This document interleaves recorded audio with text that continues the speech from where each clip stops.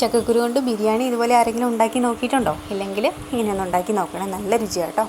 അപ്പോൾ ഞാൻ ചെറിയൊരു ബൗളിൽ ചക്കക്കുരു നീളത്തിൽ മുറിച്ചെടുത്തിട്ടുണ്ട്. പിന്നെ ഞാനൊരു വലിയ പാത്രത്തിലേക്ക് അത് മാറ്റി കൊടുത്തിട്ടുണ്ട്. അപ്പോൾ അതിലേക്ക് മഞ്ഞൾപ്പൊടി, മുളക് പൊടി ഇട്ട് കൊടുത്തിട്ടുണ്ട്, മസാലപ്പൊടി ഇട്ട് കൊടുത്തിട്ടുണ്ട്.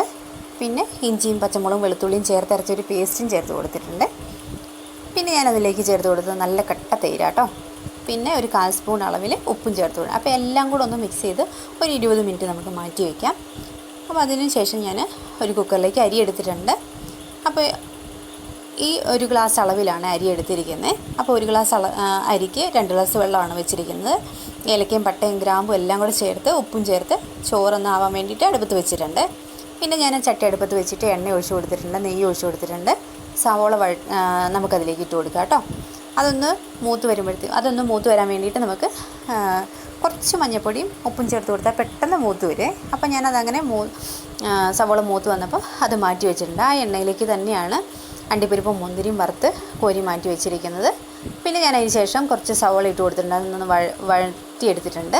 എന്നിട്ട് അതിലേക്ക് ചക്കക്കുരു ചേർത്ത് കൊടുത്തിട്ടുണ്ട്, നമ്മൾ നേരത്തെ മാറ്റി വെച്ചാൽ. അപ്പോൾ അതിലേക്ക് ഇഞ്ചിയും പച്ചമുളക് ആ പേസ്റ്റ് ഞാൻ ചേർത്ത് കൊടുത്തിട്ടുണ്ട് കേട്ടോ. അതൊന്ന് വെന്ത് വന്നു കഴിഞ്ഞപ്പോഴത്തേക്കും ഞാനതിലേക്ക് ഒരു മുട്ട ചിക്കിയത് ഇട്ട് കൊടുത്തിട്ടുണ്ട്.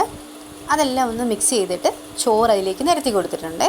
പിന്നെ ലെയറായിട്ട് കേട്ടോ ഞാൻ ചോറ് നിരത്തി കൊടുത്ത് അണ്ടിപ്പരിപ്പ് മുന്തിരി എല്ലാം അതിലേക്ക് ഇട്ട് കൊടുത്തിട്ടുണ്ട്. പിന്നെ കുറച്ച് എസൻസും ചേർത്ത് കൊടുത്തിട്ടുണ്ട്. പിന്നെ നെയ്യ് ഒഴിച്ച് കൊടുത്തിട്ടുണ്ട് കേട്ടോ.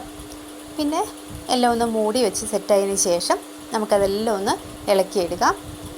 അപ്പോൾ നല്ല ടേസ്റ്റുള്ള ബിരിയാണിയാണ് കേട്ടോ. അതിനോട് ഒരു മാങ്ങാ ചമ്മന്തി ഉണ്ടെങ്കിൽ സൂപ്പറാട്ടോ.